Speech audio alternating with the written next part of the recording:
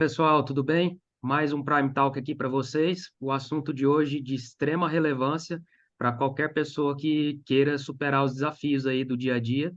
E o convidado muito especial, um cara expert no assunto, Coronel Vilarinho. Mas antes dele se apresentar, eu quero te convidar para seguir a página, se inscrever no canal. Se esse conteúdo fizer sentido para você, deixar o seu like e, por que não, compartilhar, passar isso à frente para ajudar outras pessoas que você enxergue que possa precisar desse conteúdo, tá certo?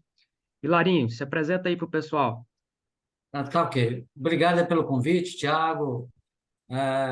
Pessoal, geralmente quando a gente vai se apresentar, a gente gosta de começar dizendo as nossas formações, né? Mas eu prefiro começar falando que eu sou carioca e torcedor do Botafogo, né? Porque em termos de inteligência emocional, alguns flamenguistas até saem da sala. E aí a gente começa a medir o nível de inteligência emocional. Mas eu sou, na verdade, o oficial do Exército, né, da reserva. Passei 31 anos dentro do Exército e passei por algumas situações bastante bacanas. Trabalhei na ONU, na África, estive em algumas missões reais. Então, a gente acaba ganhando um pouco de experiência de vida e a gente acaba até medindo a nossa capacidade de resposta emocional nessas situações. E depois que eu saí do Exército, eu achei o meu segundo propósito, o meu segundo Ikigai, que foi sala de aula. Eu comecei a ministrar alguns treinamentos, dava alguns processos de coach, trabalhava com PNL, psicologia positiva, e isso aí em sala de aula também passou a ser uma ferramenta muito útil.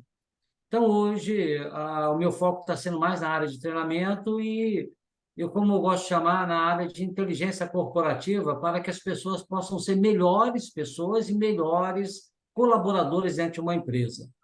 E isso daí é algo que hoje, estava até comentando há um tempo, alguns minutos atrás com o Tiago, né? O burnout tem sido talvez o efeito catalisador mais transparente, né? Que tem mostrado aí a situação hoje dentro das empresas, não só dentro das empresas, mas até mesmo dentro do âmbito familiar, de uma capacidade baixa das pessoas regularem suas respostas comportamentais de acordo com determinadas situações de crise. Então, isso daí a gente tem trabalhado bastante. Eu sou neurocientista, sou especializado em gestão de pessoas, sou coach profissional, tenho conhecimentos na área de programação neurolinguística, na parte enneagrama, de psicologia positiva, e isso aí acaba agregando bastante quando a gente vai trabalhar com a formação humana. Mas a gente vai ficando velho, tem muita coisa, mas basicamente seria isso daí. Pessoal, se o Vilarinho for passar o currículo dele aqui, a gente fica uns 40 minutos, só ele falando do currículo dele. Mas vamos ao que interessa, Vilarinho, vamos tentar ajudar esse pessoal. Tentar não, né? Que quem tenta não consegue. Vamos ajudar de fato esse pessoal que está precisando de um norte aí. Vamos tentar colocar aí umas três, quatro coisas que a gente possa contribuir de forma prática, né? De forma bem simples, simplória, para que qualquer pessoa possa aplicar isso no seu dia a dia e superar o grande mal dessa geração, né, que o pessoal tem falado muito da questão das pessoas estarem doentes psicologicamente, né, das pessoas estarem sofrendo com a parte emocional, e boa parte disso se deve a um efeito rebote aí, né, de um momento conturbado que o mundo passou, né, da pandemia, e também do nível de exigência cada vez maior das pessoas por obter resultado mais cedo, e isso tudo somado a um alto padrão de ansiedade tem feito as pessoas adoecerem de fato, né? Eu queria que você fizesse um contexto, né, uma análise contextual do que tem acontecido com as pessoas e o que a gente pode começar a fazer para superar essas dificuldades, para se preparar, né, para aguentar essas pancadas da vida aí e superar esses momentos difíceis. É claro. Para você ter uma ideia, tem uma pesquisa que foi feita nos Estados Unidos que verificou que mais de 80% das consultas médicas, das pessoas buscarem um médico, uma consulta médica, ela tinha alguma ligação com estresse. Então, aí você já começa a verificar. A situação envolvida, depois de 3 anos de pandemia, o nível de estresse é grande. Quer dizer que o estresse é ruim? Lógico que não, o estresse é bom. O estresse é o que te dá a capacidade de você jogar noradrenalina no sangue aí, e você partir para uma ação. Então, ele é bom. O grande problema é a permanência no estresse. Você ficar muito tempo, né, com cortisol sendo lançado ali, e você, em vez de ter capacidade de reação, você começa a se travar. Então, se a gente pudesse começar a falar em termos de do que se pode fazer para evitar determinadas situações como essa, a base dela está no autoconhecimento. Parece até ser algo assim, já batizado, né? Todo mundo, autoconhecimento, autopercepção ou autoconsciência são nomes que têm sido utilizados, mas quando a gente fala aí sobre isso, a gente está falando sobre a capacidade da gente entender perfeitamente qual está sendo a nossa resposta em determinada situação. E muitas vezes a gente não percebe. E está ligado a algo que nós chamamos de crenças. Todos nós temos nossas crenças, elas são importantes, porque elas estão ligadas a valores, estão ligadas àquilo que a gente acredita, àquilo que tem significado. Mas acontece que as crenças elas podem ser positivas ou podem ser negativas. Quando ela é positiva, ela te ajuda a melhorar em alguma situação, ela te ajuda a ter resiliência em determinadas situações. Mas quando ela é negativa, ela tem um segundo nome, que é chamado de crenças limitantes. E essas crenças limitantes, elas vão acontecendo à medida em que nós não percebemos as nossas ações, ou a nossa comunicação, a forma como a gente fala, e essa comunicação, ela cria no nosso cérebro um pensamento, ele cria um mindset, um modelo mental, um padrão de agir. E automaticamente você passa a agir daquela forma. E esse padrão, quanto mais forte ele é, quanto mais você pensa sobre isso, ele acaba gerando um sentimento. Aí vem a parte da área emocional, porque esse sentimento ele pode ser um sentimento de angústia, um sentimento de tristeza, alguma coisa nesse sentido, que quanto mais forte ele for, e aí o Dr. Daniel Kahneman chama isso aí de 2 sistemas, sistema 1 e sistema 2, né? O sistema 1 é aquele intuitivo, rápido, que está muito ligado a respostas emocionais, ele vai fazer com que você tenha uma resposta comportamental baseada naquilo que você sente, naquilo que você pensa e naquilo que você fala. E isso se torna um círculo vicioso. Toda vez que nós estamos dentro desse círculo vicioso, você passa a não perceber, você não tem a percepção, a consciência, o conhecimento de como você está agindo. Então, você tem que identificar isso. E aí você fala, então, aí eu consigo quebrar a crença limitante? Não, você consegue identificá-la e consegue ter ferramentas para que você consiga, a partir da identificação, evitar que ela te traga um comportamento automático. Então, todos nós temos sabotadores internos, né? Essa autossabotagem que nós temos, e tem uma galeria, né, de sabotadores internos, todos nós, infelizmente. Quando a gente começa a buscar o autoconhecimento, você começa a identificar qual é aquele sabotador interno que mais está te levando a uma conduta, uma postura, uma atitude que ela não é assertiva. Então, até é bom fazer um link. Não existe comportamento certo e comportamento errado. Não. Existe um comportamento assertivo para aquele momento. Você pode estar com uma emoção de raiva por algum momento, que seu filho está doente. Então, naquele momento, essa emoção ela tem vinculação a um contexto.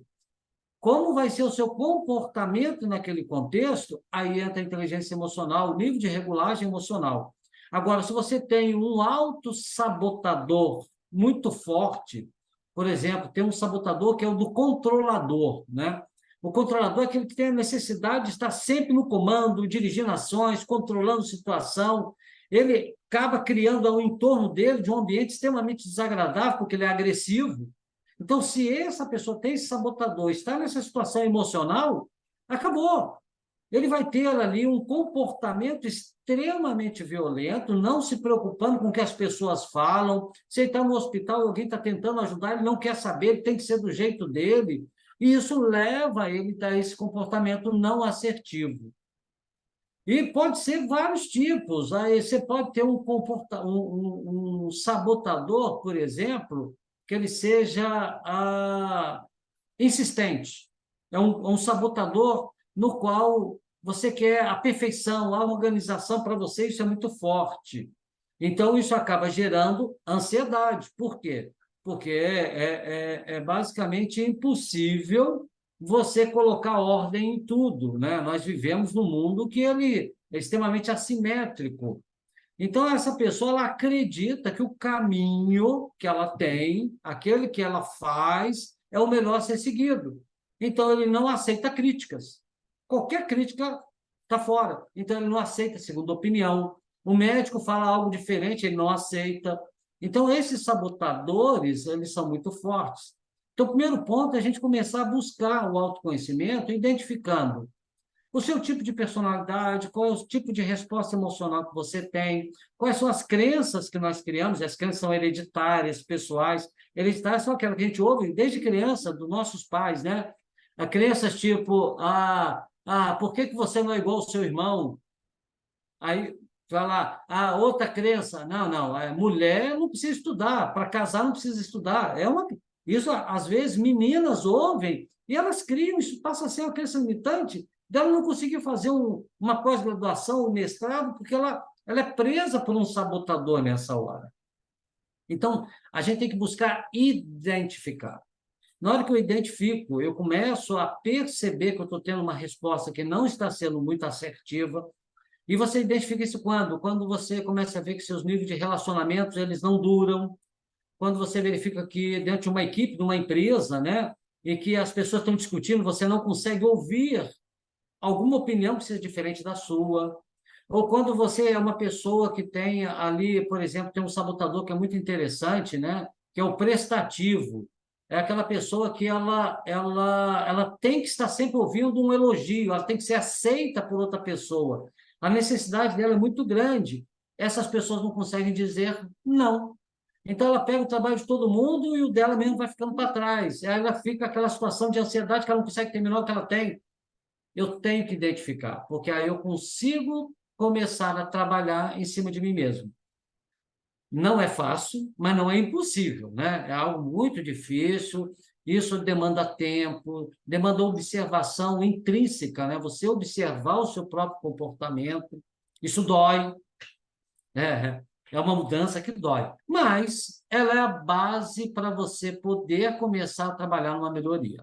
Então, se fosse falar de uma principal, seria essa, né? Até porque não tem como começar a corrigir algo que você não sabe o que precisa corrigir, né?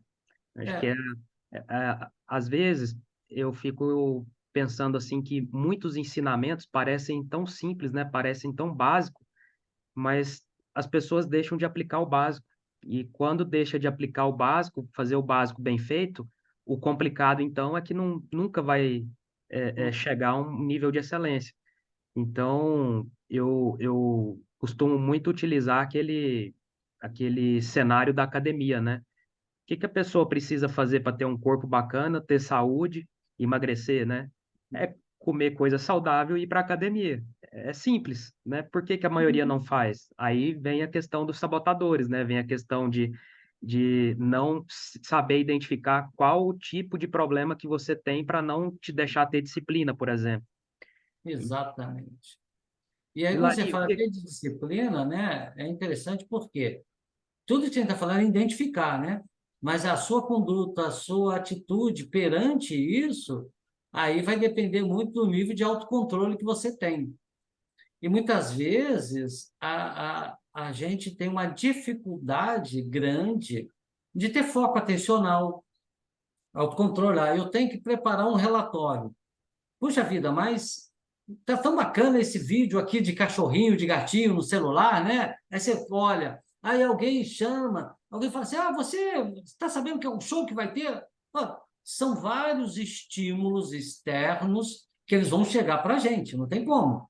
E a nossa capacidade sensorial ela está ligada, né? Eu estou ouvindo, eu estou cheirando, eu estou vendo, esses estímulos entram. Para eu poder ter autocontrole, a primeira parte é a disciplina, né? Não, eu vou terminar esse relatório, então eu vou me concentrar nele. Deixo o celular no mudo, porque aí ele não vai fazer barulho, não vai me atormentar, né?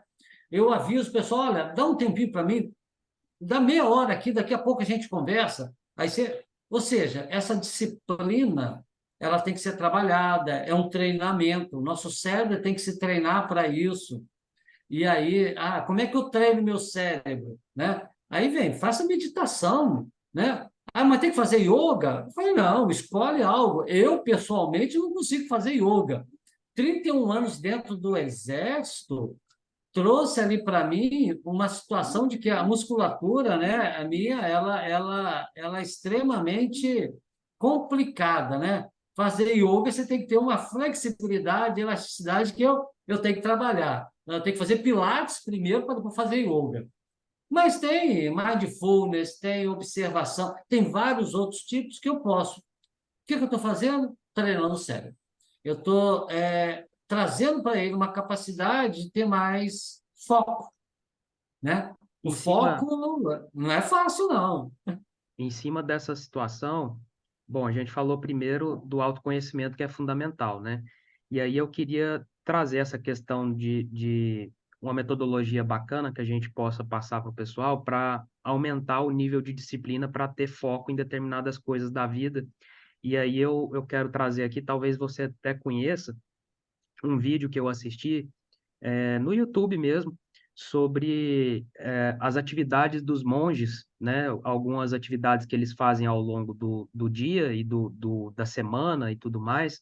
E aí tem uma reflexão muito interessante que ele se propõe a dizer que você atinge a excelência conforme você replica diariamente um hábito, né? E aí tem uma reflexão que é a seguinte: o que que você está replicando todos os dias? Você está se tornando excelente naquilo. E a maioria das pessoas, elas, como você disse aí, vendo um vídeo, né? Aí você está passando ali um Reels, um Stories, ou simplesmente zapeando ali na TV, enfim, qualquer coisa que você está fazendo e ao mesmo tempo praticando outra atividade, ou se alimentando, né? Almoçando, jantando, dando atenção, compartilhando atenção com seu filho, ou seja, você está fazendo três, quatro coisas ao mesmo tempo e não está dando foco em nenhuma. E você repete isso diariamente. E aí eu achei muito interessante essa reflexão, que é o seguinte: você está praticando diariamente não ter foco em nada, porque você faz várias coisas ao mesmo tempo. E aí talvez venha até de uma crença, né? Ah, não, eu sou muito bom, eu faço várias coisas ao mesmo tempo. Será que isso é legal? O que que você pode comentar para a gente sobre isso? Vamos até fazer uma metáfora, né? Imagina que o seu cérebro tenha 100%. O seu cérebro é 100%. Na hora em que você resolve fazer várias atividades, você está pegando esse 100% e falando o que, que é importante. Então, digamos, vamos pegar uma pessoa que esteja em casa, aí você brincando com o filho, vendo televisão, fazendo ali um carreteiro na cozinha, né? O que, que acontece? Qual é, na percepção da pessoa, o que, que tem mais significado? Vou chamar o que, que é mais importante, vamos dizer assim, né? Ele entende isso. Então, entende o seguinte: brincar com meu filho, né? Então, ele vai direcionar a atenção para os cuidados do filho de 50%. O outro 50% ficou para quê? Para fazer o carreteiro, o outro, digamos, seja 30% para o carreteiro, 20% para ficar vendo a televisão, 100%. São três atividades. E você está fazendo elas. Eu até digo que está fazendo elas bem. Ótimo. Porém, como você não está dando foco àquela atividade, você não consegue ter um resultado de 100%. Essa seria de uma forma metafórica. E eu até digo, quando a gente fala em termos de riscos, né? Se isso está acontecendo, por exemplo, numa fábrica, se isso está acontecendo, você está dirigindo um veículo, aí tem um risco. Por quê? Se você está dirigindo, o celular toca, né? Então você fala, não, mas estou prestando atenção no trânsito. Então você deu 80% de foco no trânsito e 20% do celular. Ou seja, ótimo, você está dirigindo e rapidamente você vê uma mensagem. Só que isso, em termos de risco, é o seguinte: você acabou de colocar 20% de risco na sua direção. Existe 20% de risco de você bater. Simples. Então, essas características do nosso cérebro acontecem. E para você desviar a atenção, ou seja, retornar o foco daquilo que é principal, ele tem ali milissegundos que o seu cérebro vai precisar acionar um neurônio para perceber aquele tipo de informação e ter uma resposta comportamental, seja ela de pisar no freio ou de pisar no acelerador. Então, esses milissegundos é o risco que vai estar acontecendo ali. Então, a gente tem que começar a entender que ser multitarefa tem aspectos positivos? Tem. Você tem a capacidade de agir em várias linhas de ação ao mesmo tempo. Em determinadas situações, isso é extremamente necessário. Então, traz paramilitar, um ambiente de combate, né?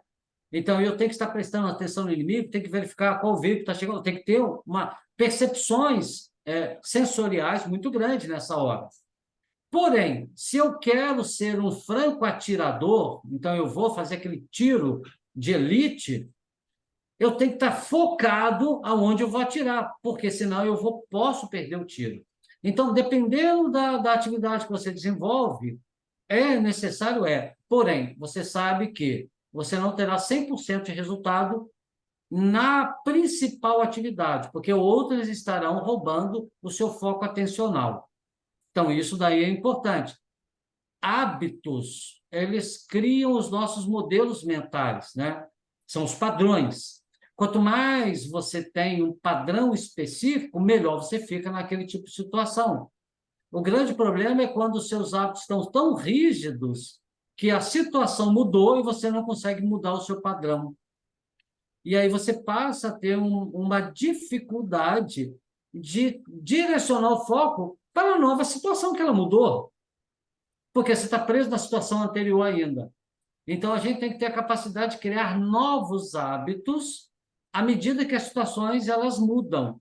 E isso aí te dá melhor foco atencional para a mudança. Então, quem trabalha com a área de inovação, empreendedorismo, são pessoas que elas criam novos hábitos para ter mais foco atencional nas mudanças que estão surgindo. E isso daí tem que ser muito bem trabalhado também. Com certeza. Então, vimos aí a questão do autoconhecimento, manter o foco, né? Essa, para mim, foi uma das melhores explicações que eu já ouvi. Se você está dividindo a atenção, dificilmente você vai ter 100% de resultado, né? Isso foi fantástico, essa sabedoria aí, que se você aplicar isso para o resto das coisas daqui para frente, com certeza você vai ter resultados melhores. Exato. E nessa percepção, Vilarinho, eu queria trazer à tona aqui também, eu acho que todo mundo, se não tem filhos ou conhece alguém que tem filhos, né? Eu queria trazer à tona aqui algo que tem talvez incomodado bastante essa geração, né? Você vira e mexe vê nas questões aí de pessoas mais famosas, né? Que deixam as suas vidas um pouco mais expostas, as pessoas criticando que quem tem cuidado dos filhos são as babás, são as enfermeiras, são as pessoas que estão ali para ajudar a cuidar do lar, né? Porque os pais em si não estão com tempo e não estão se dedicando a cuidar dos filhos, a treinar os seus filhos, né? E eu queria que você passasse uma percepção do que pode ser feito, né, para que esses pais, para que essas pessoas possam dar mais atenção para os seus filhos e, consequentemente, essa atenção é um investimento, né? Você está investindo ali num futuro profissional, num futuro ser humano que tenha inteligência emocional para reagir a determinadas situações. O quão importante é essa atenção e como que isso pode ser feito de forma a você conseguir dedicar ao seu filho, conseguir dedicar ao treinamento do seu filho. Ok. Aí até, geralmente quando eu dou palestra nessa área, né, e quando eu trabalhava na parte coach pessoal, eu sempre falava uma expressão que é muito conhecida, né? A gente utiliza ela, fala ela e não coloca ela em prática, que ela está muito ligado a o que é mais, né? muito, quantidade, e o que é próprio, que tem a propriedade. Então, geralmente, quando a gente fala assim, eu não tenho muito tempo com meu filho, né? Tudo bem, você não precisa ter muito tempo, mas o tempo que ele existe, ele tem que ser de qualidade. E aí vem a propriedade. Então, muitas vezes, as pessoas elas acabam criando, aí, de novo, sabotadores internos, né? De que você fala, eu sou um péssimo pai porque eu não fico com meu filho, eu não tenho tempo, né? Isso daí são sabotadores internos, são crenças limitadas. Tempo nós temos. O mais importante é saber o que eu estou fazendo com o tempo que eu tenho. A gente chama isso de tempo útil. Então, se eu tenho meia hora, que essa meia hora, aí volta de novo o foco, né? Que essa meia hora seja focada. Então, pega o celular e joga numa gaveta, né? Se for meia hora para jogar, às vezes para jogar com o teu filho, pega ali um PlayStation desse da vida, pega ali e começa a jogar e brinca com ele, faz. Mas seja meia hora que, nesse momento, para a estrutura mental, né? Para a circuitaria mental que vai estar sendo formada na cabeça do seu filho, tem um significado. Porque para ele isso vai construir um momento importante. E isso daí vai levar para ele, até quando ele estiver grande, a mesma, trazendo um paralelo, né? A mesma atitude com o neto, com o próprio filho dele em relação ao pai, né? Ou E seja, são nesses a reação em momentos, cadeia. Então, são por quê? nesses Porque ele vai momentos que lembrar vão daquela ser, brincadeira. Oi? são nesses momentos que vão ser criados essas crenças ou não, né? Que tanto limitam lá na Exatamente. frente. Então, se elas são crenças positivas, né? De que você foi no cinema.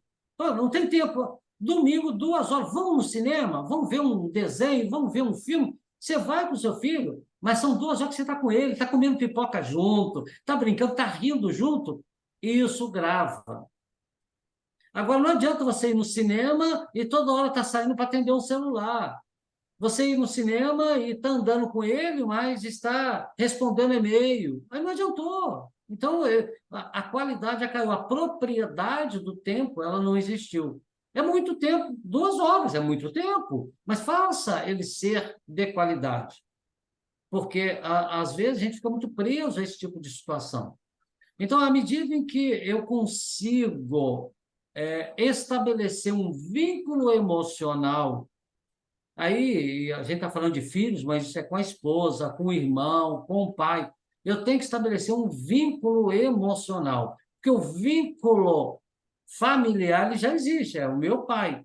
Mas qual é o vínculo emocional que eu tenho, né? Eu, pessoalmente, e isso daí foi uma característica até muito facilitadora de gostos, né? As minhas filhas, 2 meninas que eu tenho hoje, minhas crianças de 23 e 25 anos de idade, desde criança a gente colocou, domingo é dia de cinema. Então íamos nós dois, nós três. A minha esposa não gostava muito, então, mas daquele, era porque eu ia para o quartel, ficava o dia inteiro, voltava de noite, mas domingo é dia de cinema. E a gente ia, os três, mão dada, batendo papo. Isso daí marcou até hoje. Então, de vez em quando, minha filha, pai, ó, vai, filme novo vai surgir agora, Guardiões da Galáxia. Fomos nós três ver Guardiões da Galáxia. Por quê? É um vínculo, foi bom, tornou-se um vínculo emocional nosso. É só nosso, é nós, é nosso.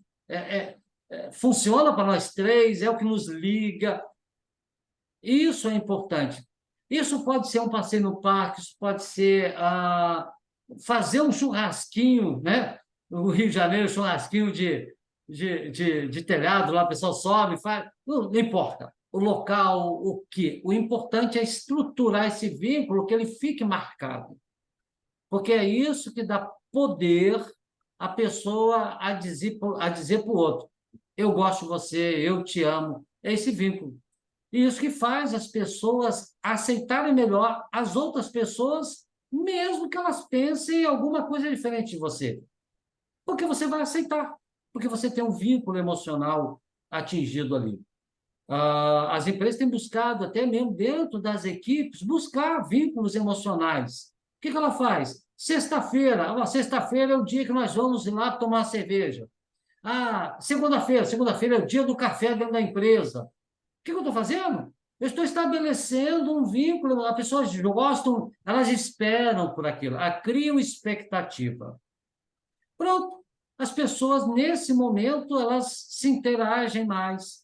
Elas criam ocitocina, né? O neurohormônio ocitocina, porque elas estão interagindo, ela se aceita mais. Eu brinco, né? Eu estava falando com uma vez a aluna e falou: mas eu achei na farmácia, pois é, tem spray de ocitocina, né? Até isso já se fabricaram. Mas importante a capacidade de você se relacionar com as outras pessoas através de vínculos. E elas não precisam ser muito tempo, não preciso ficar um dia inteiro com meu filho, mas aquela meia hora, aquela uma hora, aquela tem que ser de qualidade, aquela tem que criar um vínculo, quem marque, que seja significativo, né? Para ambas as partes, é lógico. Muito bom, Vilarim. E então, é, você criar vínculos emocionais é um caminho que vai ser trilhado aí, e não vai ser esquecido, né? Nunca. Porque quando você faz um vínculo desse com bastante ênfase, certamente se você sair do emprego, igual o exemplo que você citou, sair do emprego, você vai se recordar que naquela empresa você tinha aquilo. E a mesma coisa são nas relações familiares. O seu filho sempre vai se lembrar daquela situação. Eu me recordo, você falando aí, eu me recordei agora, o Lorenzo, meu filho, ele estava ali com uns 2 anos, mais ou menos. Eu levei ele para tomar água de coco numa pracinha e brincar nos brinquedos lá. A gente deve ter ficado lá uns 40 minutos. Ele lembra até hoje desse passeio, que foi tomar água de coco e brincar nos parquinhos de praça. Um ato simples, mas que marcou muito ele ali, porque foi um tempo só nosso, né? Então faz muito sentido, faz muita referência até para o futuro, né? Até a teoria das constelações sistêmicas, né? Que é muito interessante, do Dr. Hering. Ele fala o seguinte: esses vínculos, eles inclusive eles são passados geneticamente por gerações, né? Então, você constrói, ele vai, daqui a pouco, o seu bisneto, né? O neto do Lorenzo, ele vai, não sabe por quê, e quando ele passa num local assim que tem uma água de coco, aquilo traz para ele um sentimento, né? Uma emoção de alegria. E não sabe por quê? Porque aquele vínculo foi tão forte que ele foi passando por gerações. Dentro das constelações, isso pode acontecer de forma positiva ou de forma negativa, lógico, as crenças. Mas quando a gente constrói vínculos positivos, eles também são transferidos para as gerações seguintes. Muito bom, muito bom. Vilarinho, para a gente encaminhar aqui para o encerramento, para não ficar muito extenso, eu Uhum, queria que você trouxesse uma percepção do seguinte, que eu vejo acontecendo muito, e talvez seja um dos principais motivos de ansiedade nessa geração atual, que é a pessoa não conseguir focar no presente, né? Mais uma vez, trazendo foco aqui. Ou ela uhum. está presa ao passado, né? Alguma coisa que está incomodando ela, um relacionamento mal resolvido, alguma questão, uma frustração profissional, enfim, ela está presa a coisas do passado, ou então ela está vivendo a ansiedade do futuro. Ela não foca no presente.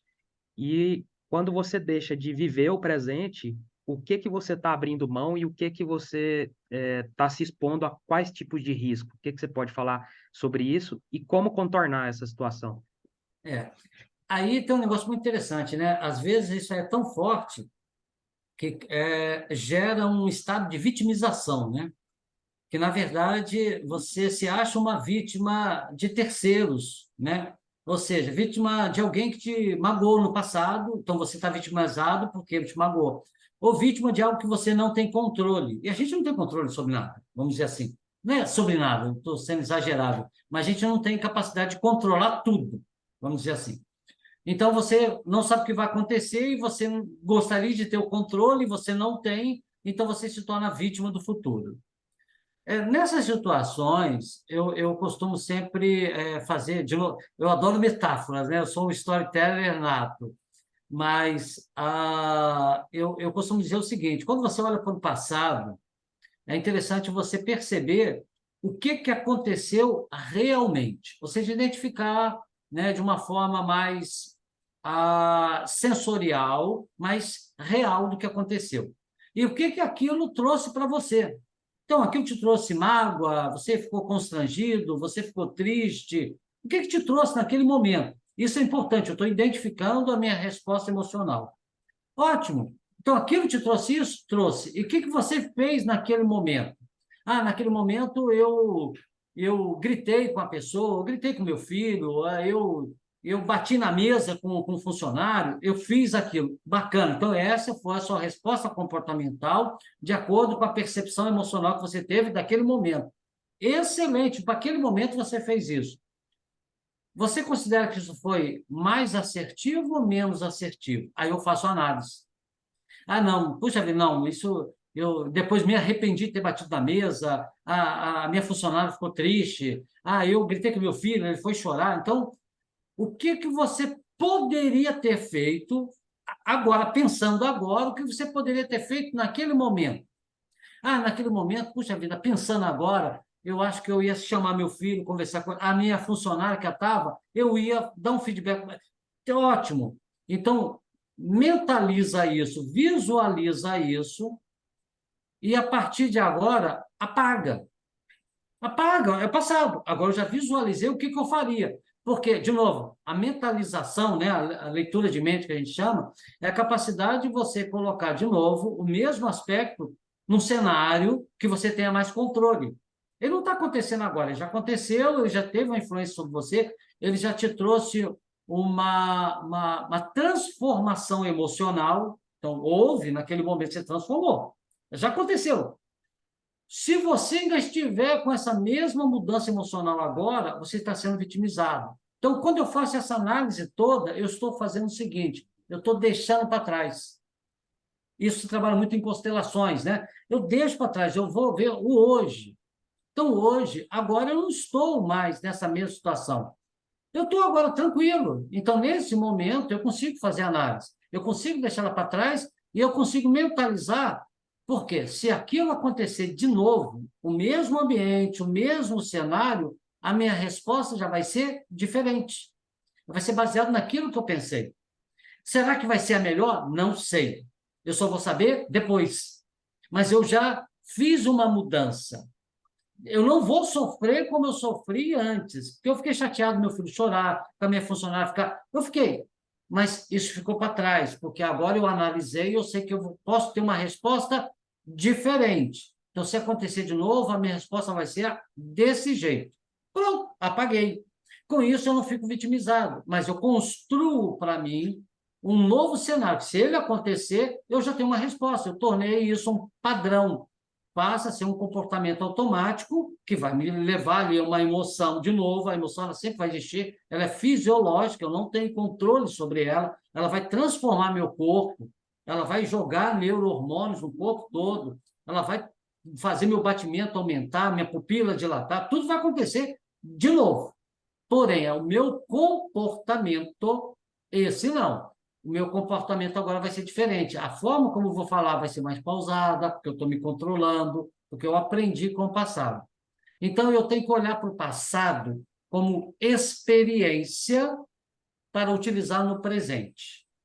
E aí eu não vitimizo mais com o passado, eu passo a olhar para ele simplesmente como uma experiência que eu não vou repetir, vou fazer de forma diferente.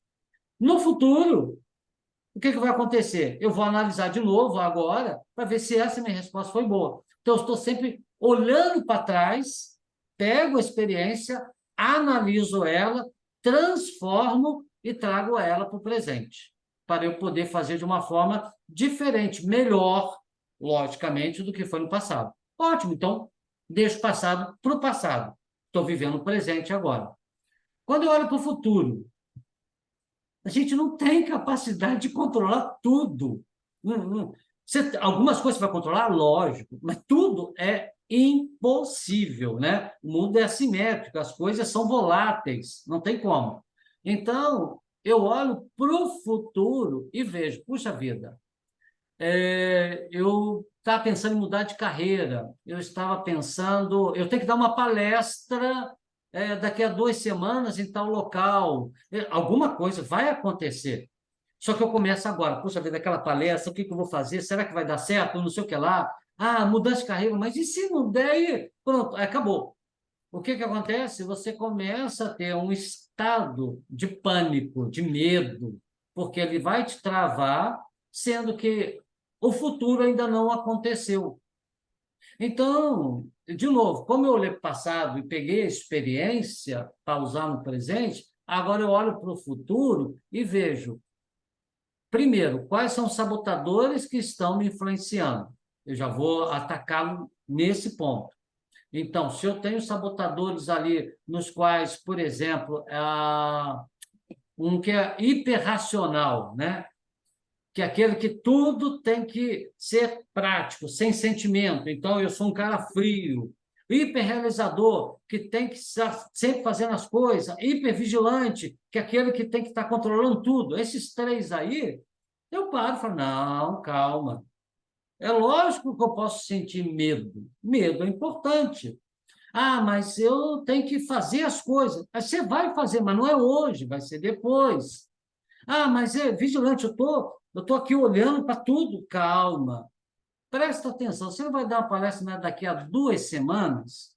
Então, você pega o seu planejamento, pega o mapa, né? Eu costumo fazer isso, e vou colocando o quê? Metas parciais. Cara, a palestra daqui a 2 semanas.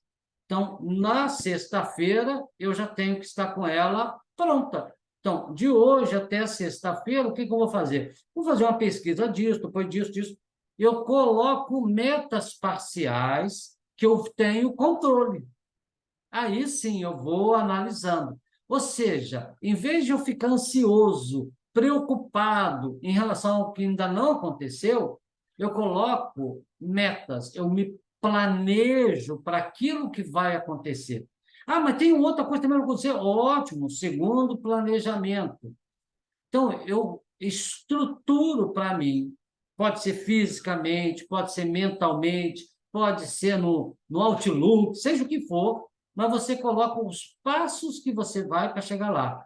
Normalmente no coach a gente utiliza de trás para frente, né? No coach você fala o seguinte: onde você quer chegar? É a palestra? Muito bem, palestra no dia 15. Ótimo. Se veja agora no dia 14.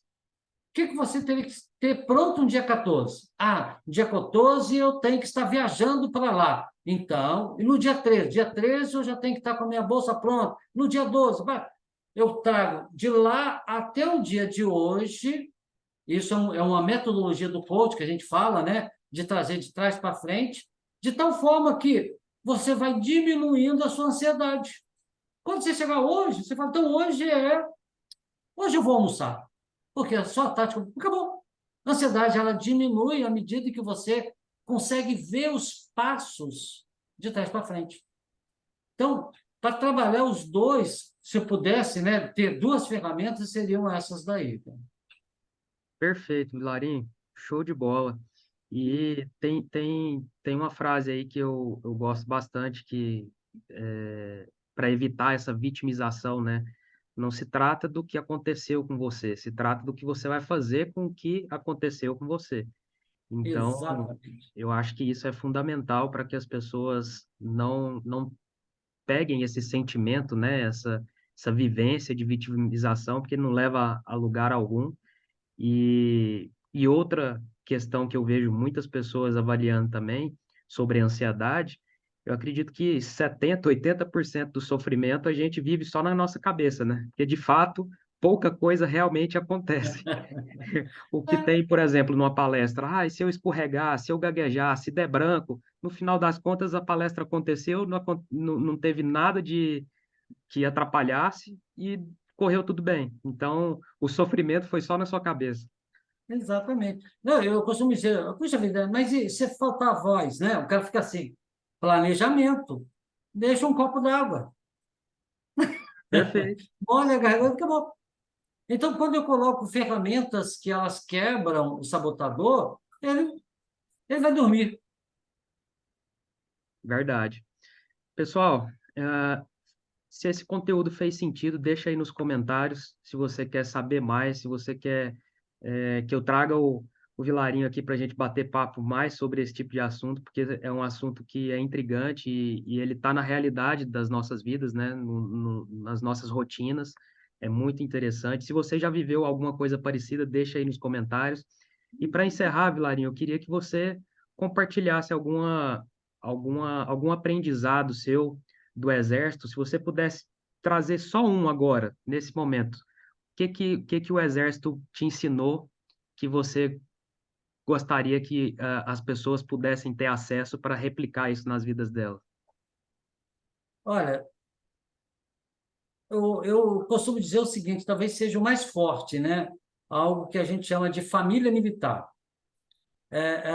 O nível de relacionamento dentro do Exército ele é tão grande e a gente, as pessoas têm um modelo mental, uma forma de pensar, às vezes até equivocada, né? Acho que todo mundo lá é bruto, né? Briga, mas não, é um ambiente, né?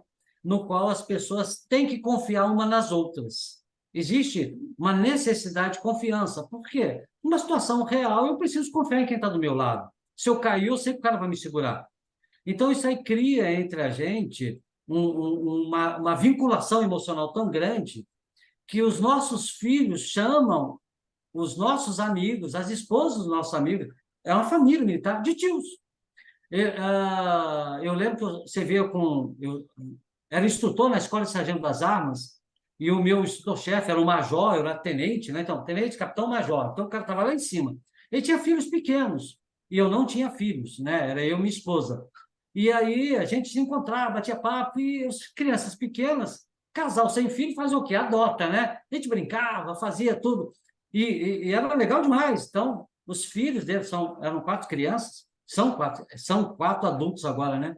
E uma delas, né, passou o tempo, e coincidentemente eu estava em São Luís trabalhando na Vale, e aí, no bate-papo, a minha esposa fala assim: olha, não vamos falar nome, né, para não entregar, mas a fulana, ela disse que está vindo morar em São Luís, o marido dela é militar, foi transferido para São Luís. Falei: que bacana, né?